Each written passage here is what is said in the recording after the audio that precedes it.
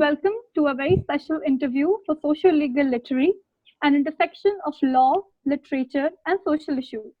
At Social Legal Literary, we aim to provide a platform to express, explore, and inform people about the different aspects of law, literature, and social issues. Today, I, Pragya Garg, contributing editor, derive great pleasure to have Dr. Shruti Bedi with me. Ma'am is a professor of law at the University Institute of Legal Studies, Punjab University. She was gold medalist for consecutively 8 years in her BCom, LLB, and LLM. She has written 6 books, has published over 40 articles, and has also delivered a TED talk on the topic Justice, the First Promise. She has been a panelist on several national and international media debates, lectures, and discussions. Thank you so much for joining us today, ma'am. Thank you so much, Pragya. And let me say that, it's so great and satisfying, in fact, to see youngsters like you doing such a significant amount of work, especially in raising the awareness and consciousness amongst the youngsters. Because when you take up issues which are relevant, it is going to spread to your generation, which is the most important thing. So great effort by Social Legal Literary. I'm honored to be a part of this discussion. Thank you so much, ma'am. So today we are here to discuss about the racial discrimination which people have to face who have mongoloid features or who resemble the Chinese, especially after the coronavirus outbreak. So, ma'am, I would like to start by asking you that on one hand, we have such progressive judgments, like in the Sabrimala temple's case. And on the other hand, we have such issues such as racial discrimination against the people who resemble the Chinese, especially after the coronavirus outbreak. Do you think that now more than ever, there is a need for an anti-discrimination law in our country? Thank you, Pragya. In fact, that is one of the most important questions to this issue and subject that you've decided to take up today. Discrimination, in fact, if you look at the current scenario of the coronavirus pandemic, it has increased, especially with respect to those people who have facial features which resemble the Han Chinese. And therefore, there is a sort of an idea or an apprehension which has developed amongst the people that these are the people who are bringing the virus with them. Now, really, if you are an educated person, this is completely, it's so bizarre, and it's something which cannot be accepted by any person. But we see it happening not only in India, it is happening across the world. You see President Trump calling coronavirus the Chinese virus, and which has led to hate crime attacks on the Chinese people. So this is not restricted to India only. Of course, Northeast, the people resembling, like you said, the Mongoloid features, make them a target of such kind of stigmatization and discrimination. And that is why this pandemic is also being called the stigma pandemic, because it has unleashed a pandemic of stigmatization, of community ostracization, discrimination against these kind of people. Now, yes, we have our constitution, and our constitution is an extremely progressive document. It is not a document which has just been given now. The Indian constitution was designed to overcome the inherent caste-based and other kinds of discrimination which was present in the society. And therefore, if you look at the part relating to fundamental rights, that actually covers every aspect of equality which was promised to the people of this country. However, we see that fundamental rights are basically available against the state. Now here, the discrimination which is being practiced by a private person against another person. So this is horizontal discrimination, and something similar to the Black Lives Matter movement, which is happening now after the George Floyd incident in the US. But you are talking about a particular law or legislation which must be brought into the context of dealing with this discrimination that the people from Northeast specifically are facing. And yes, that is the need of the moment. In fact, the MP, Mr. Shashi Tharoor, he had in 2016 brought about a private member's bill called the Anti-Discrimination Bill of 2016, of course, which was not passed, which sought to sort of overcome any kind of discrimination by targeting, any kind of discrimination which people from the Northeast probably face at work, during employment, or whether you have rented out an apartment. Especially during these times of coronavirus, we have seen that people who resemble the Chinese are not being allowed to come back to their apartments for fear that they are spreading the virus. Some of them have been spat at and have been called coronavirus itself. And so there are all kinds of things that they're facing. Now, this bill would have been absolutely appropriate to stop anything related to discrimination of this kind, particularly discrimination relating to racism, which is the target of this bill, which others. So people who were facing such a discrimination would also be entitled to protective orders, and therefore you could get some kind of action. It also was responsible, or it pushed for the inculcation of a diversity context where the organizations, institutions,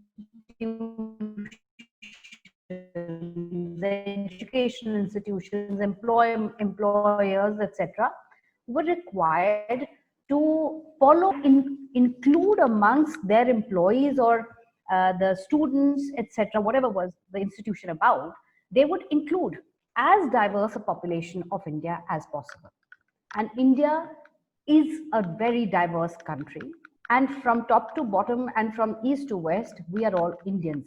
And we must be treated as Indians.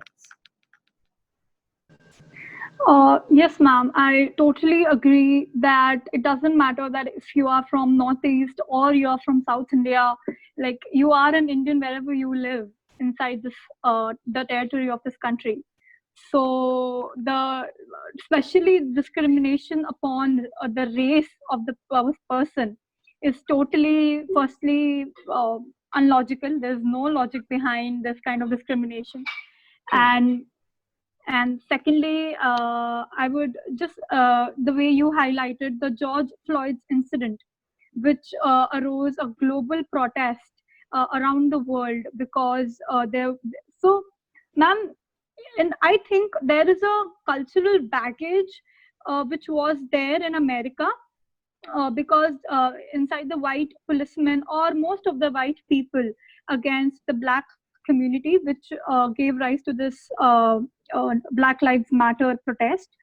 Also, ma'am, subsequently, because of that protest, Fair and Lovely cream, which was in Indian markets for over a decade, and nobody even thought of protesting against it, or nobody found that there is something wrong in that cream or that name. After this George Floyd incident, they immediately changed their name to Glow and Lovely. So, ma'am, do you think education or awareness really helps in our society?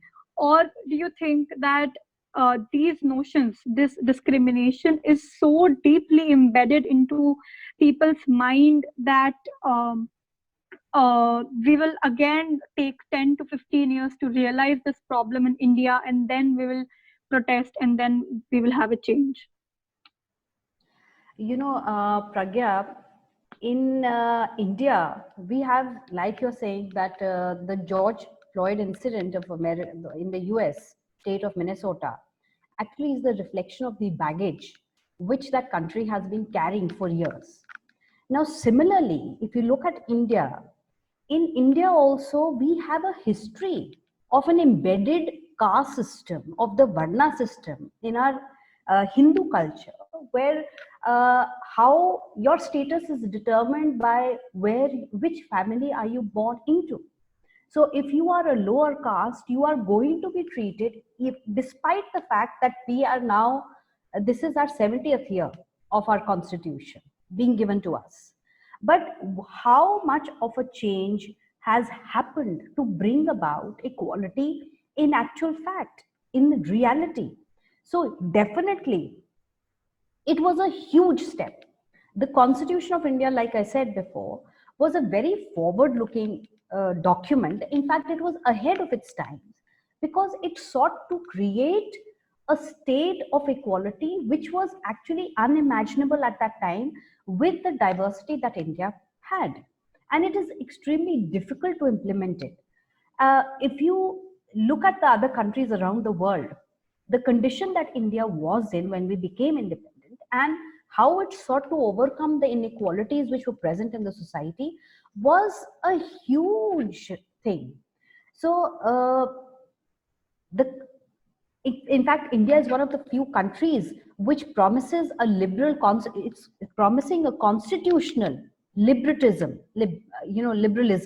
which is to be provided to each and every Indian. It is far ahead of its times. And the George Floyd incident, in fact, is very important for Indians also, because it pushes us to look at the shamefulness which is present in our society, whether it is in the context of the Dalits, whether it is in the context of colorism, like you're mentioning about the Fair and Lovely cream now being converted to Glow and Lovely. So whether you are fair or you are dark, the colorism context discrimination which is present again needs to be relooked. And along with this, the racism which is being covered by different people from different parts of India, like we are facing, the northeastern people of India are facing. A lot of time, if you talk to the people from the northeast, they say we don't feel we are a part of India. We don't feel accepted because we are sort of different looking. If you look at the definition of, in fact,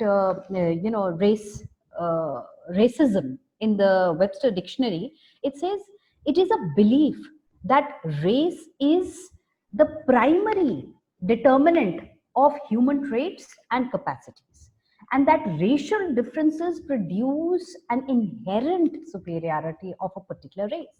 Now, this is absolutely a belief which will lead to discrimination.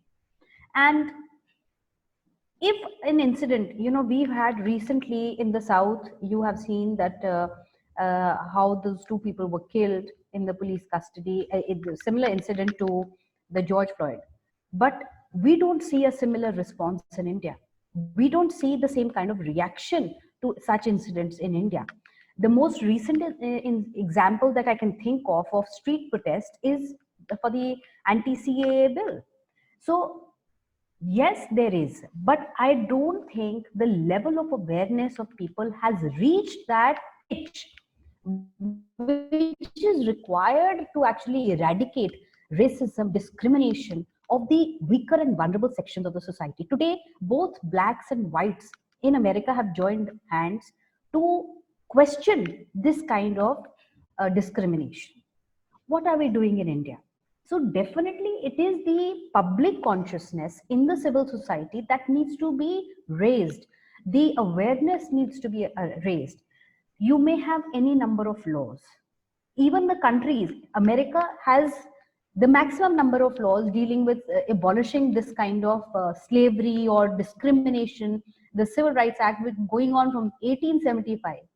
But despite these legislations, they are still, you see that these incidents are still happening. So it is not that the law is there, so that is the end of the job.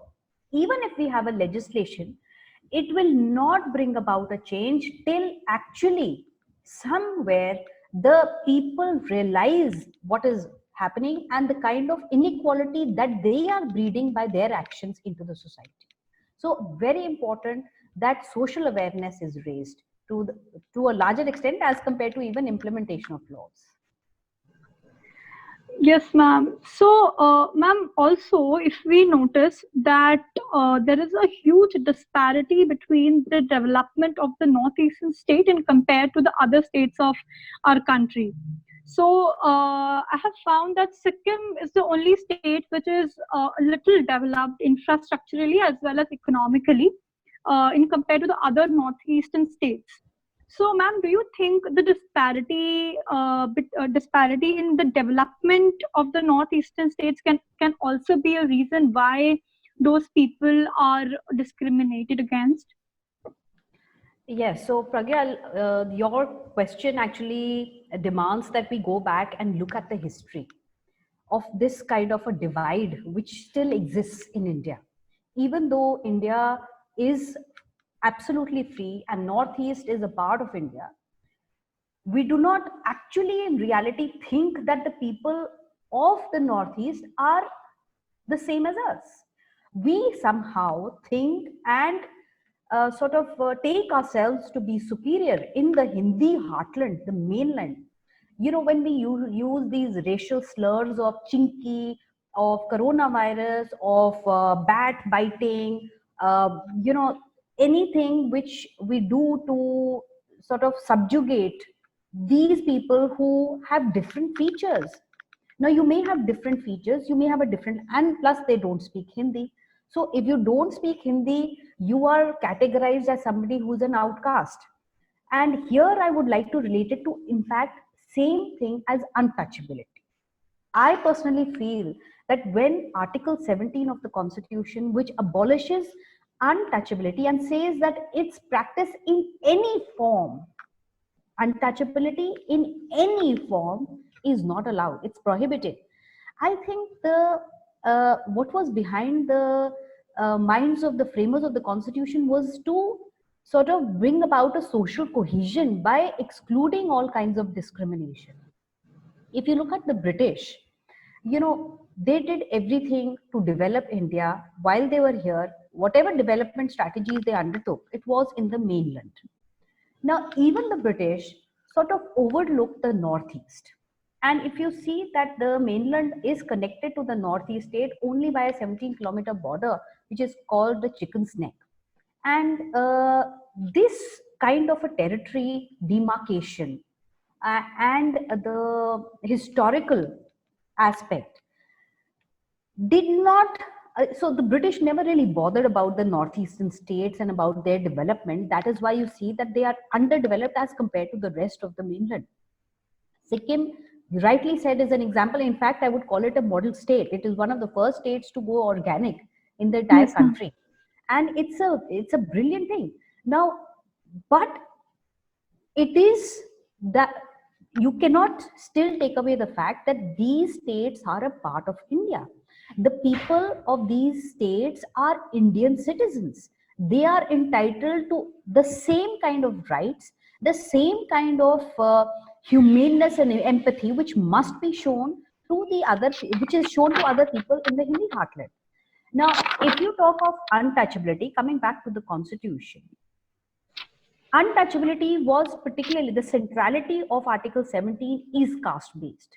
But if you look at, you quoted the Sabrimala judgment, and I would like here to simply talk about the two different judgments, one of Justice Chandrachud and one of Justice Indu Malhotra. And Justice Indu Malhotra, as you might be aware, dissented. And she Yes, said ma'am. that Article 17 does not include the untouchability aspect, is only talking about caste-based untouchability. So it does not talk of any other kind of social exclusion, which she was talking about at this point of time under the Sabrimala case about the menstruating women who were being excluded from entering into that temple.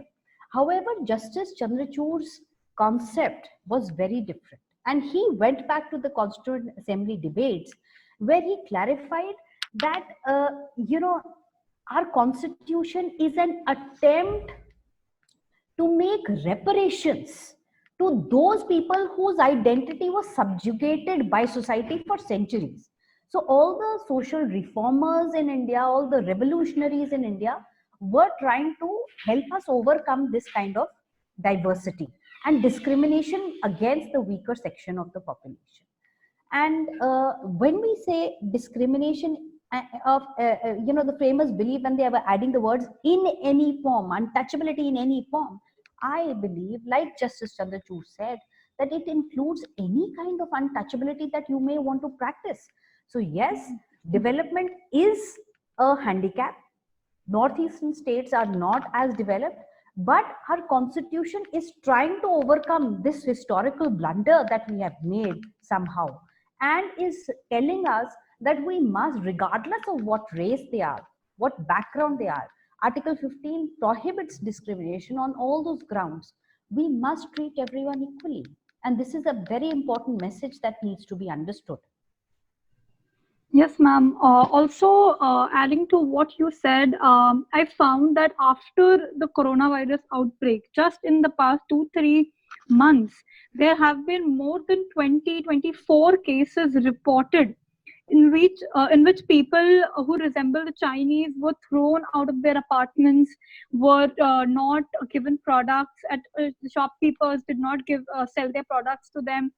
They were not allowed inside many buildings because it was thought that they have the coronavirus and therefore you are Yeah. not allowed. In fact, many of them were also quarantined. Forcibly, they were quarantined because it was thought that you have coronavirus, so you have to quarantine yourself for 15 days, even if they have no symptoms. So this is really shocking. All this were happened in Delhi itself or near Delhi. These cases were reported, and I was seeing 2-3 videos also, the United Nations video on YouTube, and they in which people who did resemble the Chinese were explaining their problem, how much discrimination they have to face on daily basis in buying products from shops, normally buying ration from shops, or um, attending a concert, or any other thing. The first thing the police does is that to arrest the person who resembles the Chinese and not the person who is not does not have those features. So just because I look a certain way, I am being arrested, and the other person is set free. So, ma'am, this is really shocking to Really, actually, they're not being allowed to enter grocery stores, and this is not only in India, it's across the world. And in yes, fact, the kind of helplessness in where I live, Chandigarh, we like a couple of weeks ago, maybe more, there was a student in one of the colleges here from Manipur who we heard had committed suicide. Now, we don't, as of now, know the exact cause. But yes, there is a lot of discrimination and pressure on these people, which is causing them to go into depression, causing them anxiety. And it is not only the physical aspect, but it is the mental aspect that we need to understand, that what all are they going through. The it's traumatic to experience something like this for any person. And if you are not even, I mean, a coronavirus or flu can be, anyone can get it. So yes, what is the difference? And if an educated person is behaving like this, where are we heading to? yes, ma'am. Also, as you mentioned earlier, everything we have a tendency to put blame on the law of the land generally, and not look into ourselves, not look into our own behavior. So, ma'am, it is always thought that there is no anti-discrimination bill in our country, and that is why people do not get feared before doing such things. So, ma'am, generally it is said that the law of the land is the reflection of the society. What kind of society is there is, and that is why the law reflects what society it is. So, ma'am, do you think that relying only on the law is correct? And where does the responsibility of the society comes into the picture? Where does you and I, or people like us who do not resemble the Chinese, our responsibility comes into the picture instead of blaming the law? Absolutely. And like, Pragya, I mentioned that even in America, if you look at it, they have laws. They already have Yes, so ma'am. many laws, and they have a constitution, which is the oldest constitution, written constitution. But despite these laws, there are still, I mean, you see all kinds of discrimination happening there. The Chinese are also facing similar discrimination. It may not be because they look like people over there. So they are Chinese people who are Chinese or of a Chinese origin, but are American citizens. But they're facing discrimination because of this pandemic, because of this coronavirus. So laws, simply laws is not the answer. If you actually to look at laws, Article 17, like Justice Chandrachud is saying in the Sabrimala judgment, it is uh, it is something which strikes at all kinds of social exclusion and all forms of social exclusion, with which is based on structures of hierarchies or subordination. So it will, if we give it a wider interpretation, it will include. But that is not the only answer. How far have we come when we talk about the Dalits also? Let us look at something which is based on our inherent embedded caste system. Yes, the constitution promises equality and it abolishes, clearly abolishes, categorically abolishes untouchability based on caste, but we still find that it is still present in our society. If we have to do the jobs of cleaning the roads or the toilets and other such kinds of jobs which we think are menial, we always turn to these category of people to that they are the ones who will be carrying out these jobs. So this is an anomaly which is present in the society, which has to be overcome. It is the society, it is people, and that is why I really appreciate the kind of work that you people are doing, because when youngsters are taking up such causes, it is going to spread a far wider message. And societies like yours, like so social legal literally, which is talking about all social issues pertaining to legal aspects, it is these things which are going to bring into prominence the you know the shame which is present in our society, which we are carrying from the past.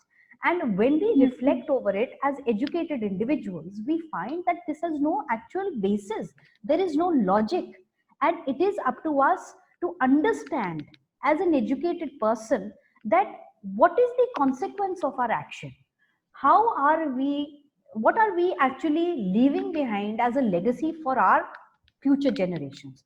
So a lot of my hope depends on is on the youngsters, because they are the future leaders of the nation. Yes, ma'am. So, ma'am, coming to the last question, as you are a lawyer, so, ma'am, legally, in the current situation, what is happening with these people, the discrimination they are facing? They are asked to vacate their apartments, forcibly quarantined, and especially called such bad and cruel names such as coronavirus, and uh, they are subjected to shame and all. So, ma'am, what can they do? What can they? What is the legal redressal they can seek right now? Okay, so right now, if you look at it, a lot of these incidents were happening in Delhi because a lot of students are present in all kinds of education institutions and other institutions in Delhi, because they come from there to get some kind of a better education and other employment prospects. The Union for the Northeastern Students has been regularly receiving calls of distress calls of help, maybe even 10 calls a day. So this has been continuing because of the lockdown and the stigmatization pandemic, which is happening during these times of coronavirus. Now, that is not a legal remedy. Yes, this is the society stepping in to help those. As far as a legal remedy is concerned, on our books, we don't have any particular law dealing with anti-racism or anti-discrimination. The bill that was presented by Shashi Tharoor in 2016 never saw the light of day. This, of course, spoke about protective orders. and some kind of protection being given by the police to such people who are facing discrimination, and to sort of inculcate a feeling and sort of inclusiveness, the employers and institutions were being asked to follow strategies which would uh, bring in more social cohesion. So whether it was recruitment drives where people from such areas were made a part of your employees pool, or even making advertisements and spreading the message through somehow capacity building, institutional acknowledgement in different ways, this was supposed to be done. And there was in fact a penalty also imposed that if any person, now this is a right, sort of a wrong being committed by an individual against an individual. So here the bill sought to punish the person by 1 year imprisonment and fine. Now, that was a very important point here. In fact, if you look at the recommendations of the Base Barua committee also, which studied this particular aspect, they have also recommended some kind of penalty as a form of Yes, ma'am. as being imposed, so that some kind of accountability is brought into society, where if you're not listening, if you're not understanding, you will have to face penal consequences. I think that's a very important thing. And yes, building education, through education, building the awareness is very, very important. As of now, you go to the police, any kind of incident that you face, the police under the normal IPC will look into your grievance. But here I would like to point out, even the police is not so aware. They are not equipped or trained to handle such matters. So we need to bring about a change in the thinking of the police personnel as well. That is why you see that the people do not want to go to the police, whether it is such people, whether it's the Dalits, whether it is the LGBTQ communities. They don't want to take the help of the police because they do not have faith and trust in that. So somewhere we need to change that system also. And coming back to the recommendation of the Base Barua committee, they suggested that this kind of an offense should be made cognizable and non-bailable, so that Non-bail. there is Yes. some kind of a fear, like if you see in the SC Act. So these are things which we need to look into. And yes, a proper legislation on this point will go a long way in helping us to tackle this problem. In fact, last year there was another bill moved, which was called the Equality Bill in 2019, which was also along similar lines. Of course, it is also not being passed. And it was also giving you one more option of setting up equality courts, where fast track courts would be set up to deal with such matters, particularly where people were facing discrimination. As of now, if you see the legal remedy, I can only look at Article 17, and I can see Article 15, 16, where discrimination is prohibited on these grounds, which includes race, and you can file a writ. But not everybody has the wherewithal, not Yes. everyone has the resources and the means to go to the court, which will be a high court or a Supreme Court here, because a writ can only be filed in these two courts. So, and again, issues whether the writs will lie, because Article 17, if you give it the wider interpretation, where we talk of transformative constitutionalism, which is being brought about to promote equality and remove the hierarchical subordination present in the society, uh, yes, we will include this kind of untouchability. But whether the courts are willing to accept that, and it will be a long process before they do. The quicker and the easier method is, of course, to bring about a particular law on this kind of an issue, which pointedly penalizes any person who commits and carries out an act of discrimination, whether it is on grounds of race, caste, or any other issue. So that would be a very important point, I think. Yes, ma'am. Yes, ma'am. So, what I could learn from today's discussion and the points that you mentioned is that we don't need to live under this illusion that a statute or a particular law will magically transform our society into what B.R. Ambedkar envisioned for us.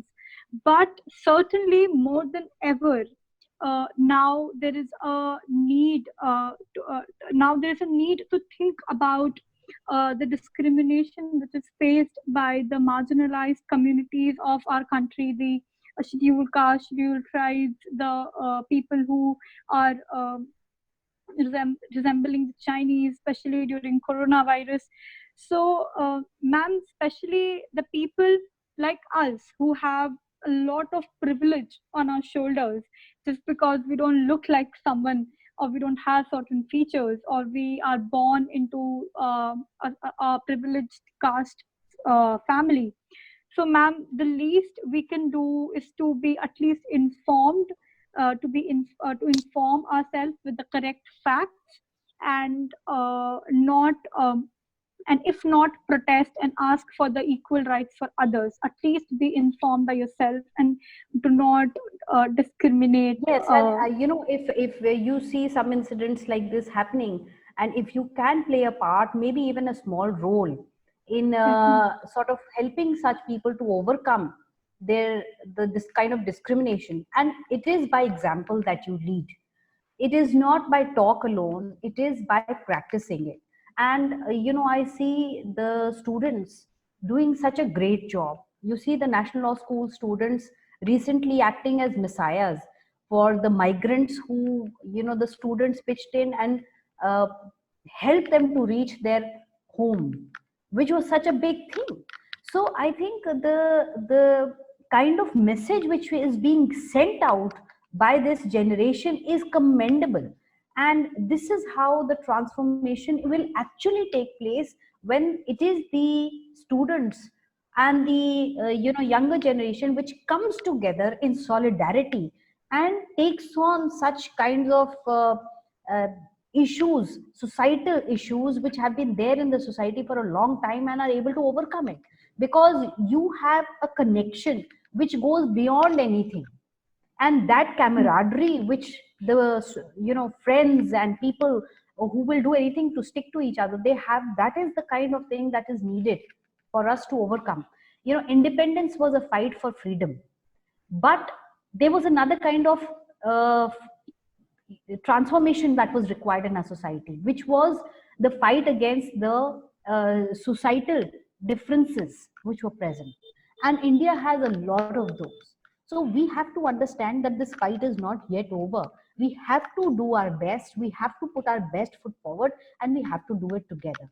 So that solidarity which the younger generation has is remarkable, and that must be used to help overcome. And somewhere I would like to say, I don't know if it is appropriate, but somewhere I like the kind of irreverence this generation has for the kind of thought process of the older generation, which is going to be the precursor for this change, this kind of harbinger of this kind of a change. Because that is what you need that kind of thinking, that what these elders are saying, or what the people who have been there before us are saying, is not always correct. We need to stand together, we need to do something for our country, and this is only by sticking together. Yes, ma'am. Thank you so much for joining us today and sharing your thoughts, ma'am. It was a pleasure hosting you today. Thank you so much, ma'am. Thank you so much, Pragya. I really appreciate what you're doing, and keep it up. In my honor, it's been my pleasure to be a part of this discussion, and I wish you all the very best, and best wishes to so you much, and your social legal literary committee. Thank you for Thank you having me. so much, ma'am. Thank you so much, ma'am.